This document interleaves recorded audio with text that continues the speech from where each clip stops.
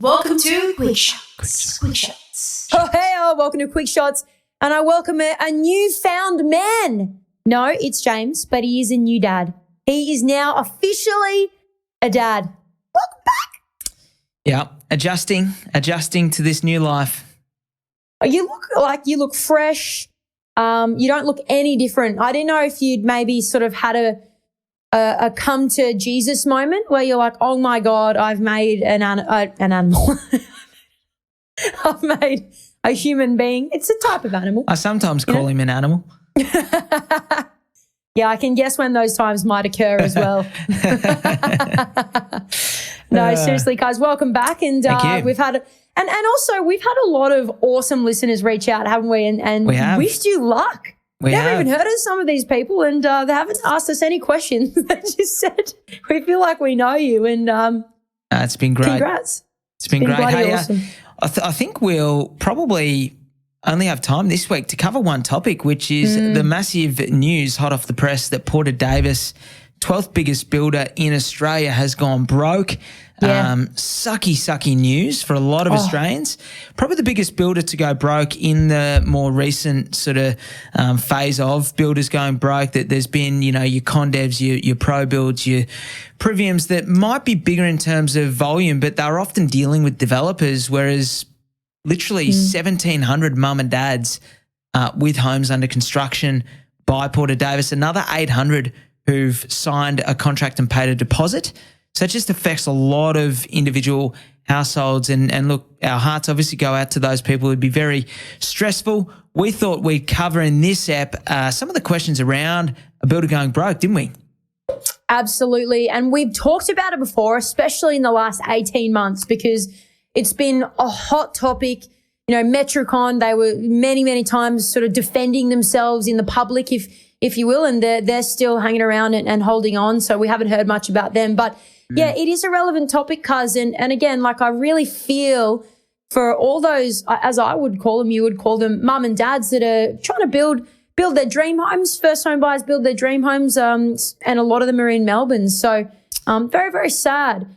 And I guess I was going to say, so one of the questions that we did we're getting asked a lot. And I'll give you this first one. Naturally, one of the first questions is there anything you can do to avoid using a builder that might go broke? Yeah.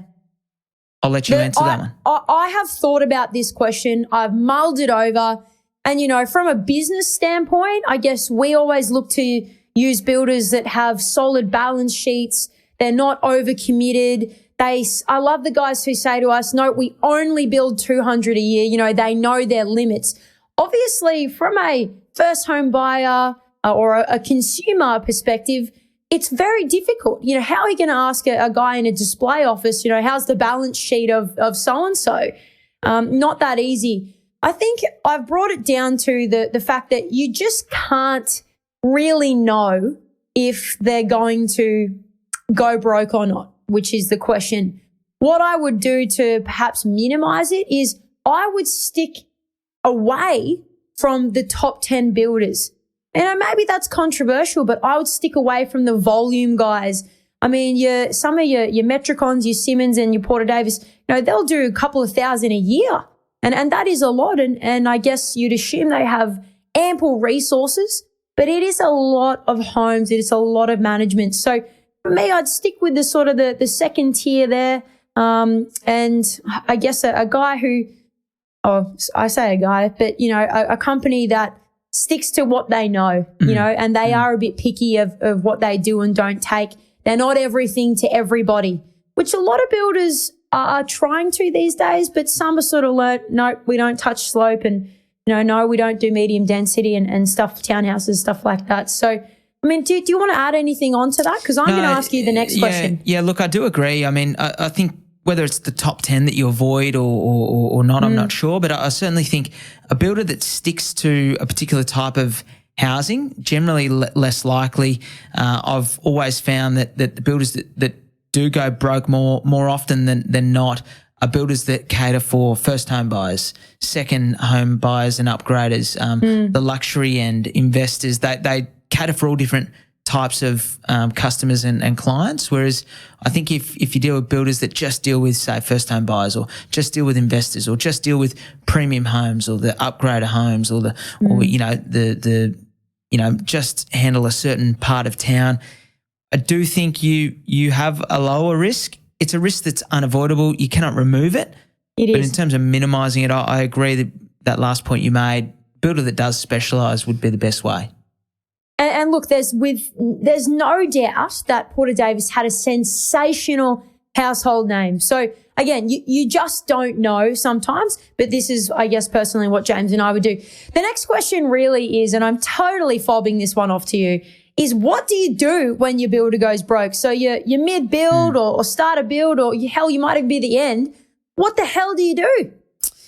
Look, unfortunately, I do have experience in this, not personally, mind you, but one of our businesses project manages the construction for clients, and we guarantee, even if the builder goes broke, that the house gets finished. So we do. I think we would have built 3,000 houses, and I'd say I've had 3 or 4 builders go broke, maybe 100 houses, 200 houses in that time, and it's messy. Very, very messy, even for someone who is experienced, even for someone who's got deep pockets. It's a really tricky thing to navigate your way through.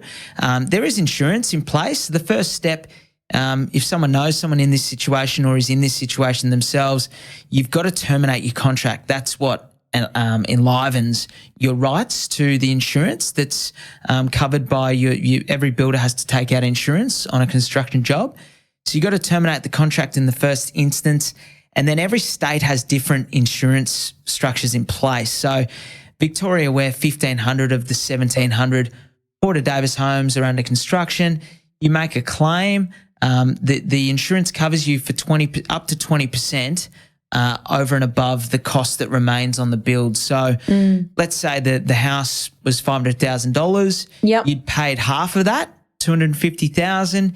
You've still got $250,000 to be paid, so it's sitting in your bank account or it's sitting in the bank's account to be paid. You then go and quote up what it costs to finish the job. The insurance will cover the gap between what it costs and what you've got left in the way of your cash and the amount under your contract, up to 20%. So it is still a bit of a risk, more so in these times where we've got high inflation. So basically it means that, if the home costs more than $300,000 to build to finish in that example I just gave, you're going to be up for the difference, which hopefully no one's in that situation. In places like Queensland, for example, has one of the higher thresholds. It jumps up to 30%. So they'll cover you up to 30%. But the vast majority of Porter Davis's clients are in Melbourne. So it's very tricky because 20% sounds like a lot, but oftentimes you're dealing with a half-built house with tradies and suppliers who haven't been paid, who come back and either vandalise the property or they go and take out some of the work that they've done. So it's real. Normally your 20% is absorbed in that. Where you've had build costs go up by 20, 30% in 12, 18 months, it has the potential to be quite messy, and I really hope it's not. But it's not a fun thing when your builder goes broke. Very hard and complicated thing to try and wade your way through. I'm sure there's project managers and professionals out there that can either do it for you or, obviously if you're an investor and you can afford to pay for someone else to take that risk on your behalf, it's probably money well spent. Because in your experience in dealing with builders that have gone broke, you're talking about the insurance covers the balance plus 20%, but the insurance is not with the consumer at that time; it's with the builder, right? So typically, like when you're building a house, you don't actually have your insurance yet because the builder's got his fence up. So I don't understand, how do you recoup those costs, or how do you action that? What do you actually? Who do you call it? Every state is different. So in Queensland, it's the QBCC. It's an independent body, Queensland Building and Construction So you Commission. call them? You call them. In Melbourne, it's the VMAI. So you call them, and you that would be your first port of call. Okay. You've then got to make a claim. A claim requires you to get a few quotes, and you've got to submit it. It gets assessed. It takes a few months, which again, time's the other kind of factor here. If you've half drawn a loan, you've got to pay the interest and all that, but you've got to make your claim. You've got to terminate the contract. That's all that's within your control, and then get those quotes as soon as possible and just move on and sort of, look forward, I guess. That's right. And I suppose the last question that we're being asked a lot is, what is the ripple-on effect of this? And I mean, it's a bit of a hard question to answer. I've spoken to a couple of builders this week, and some of them have just sort of said, well, like the one, and I try to say this as softly as possible, but the one relief will be that a lot of the trades working for Porter Davis sort of exclusively or mostly on Porter Davis homes, they will then be available to other builders now. So from a trade perspective, it does provide some very minimal relief. But I mean, the ripple-on effect is no one really knows. It may be insignificant. Yeah, I mean, I think you hope that a lot of the subcontractors have been paid up to date, so that there's not the ripple-on effect of subcontractors going broke and trades and suppliers. But I don't think that'll be the case. Porter Davis has got a very, very reputable brand, so there's got to be some value in there for someone to potentially take on the contracts and take over the business. So hopefully that's what happens. The ripple effect that I see more broadly from an investment perspective and probably somewhat selfishly is we've already got the National Housing and Finance Investment Corporation, a government housing body, came out this week and said there's an undersupply of housing up to 100,000 by 2027. You've got interest rates pretty high, which is making it harder and harder for people to invest and build new housing. You've now got builders going broke, which potentially also causes some supply chain issues in terms of actually having builders to deliver the new housing. I just can't see an end to the undersupply. I can't see an end to rents going up at the rate that they are. And that was something that Philip Lowe touched on this week when he held the rates. He sort of said, look, we've got a real housing supply issue. So the ripple-on effect more broadly, I think, is when would we ever catch up with the demand and the undersupply of housing? That's the bigger ripple-on effect that I see. Oh, and I mean, we could unpack that further and talk about how the quarter last year, the first quarter of the start of the financial year, we had record migration, like record for that quarter. Correct. Where, we just started, we're in the middle of interest rate rise on interest rate rise, and we've got record amounts of people moving to Australia. So you're exactly right. And I think as it stands today, start of April, there's 18,000 rental properties available in Australia.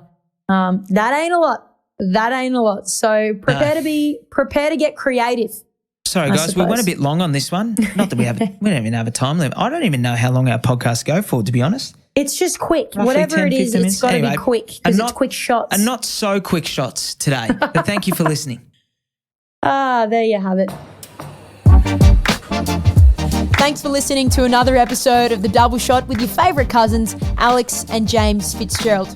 If you've got a burning question or something we absolutely need to talk about on the pod, please write to us. Both of our emails are in the show notes. For little real estate tidbits and a little bit of banter, a lot of banter, you can follow us on the gram. Our handle is thedoubleshot.podcast. That, my friends, is thedoubleshot.podcast. Until next time, think of us when you sit back and sip your next double shot.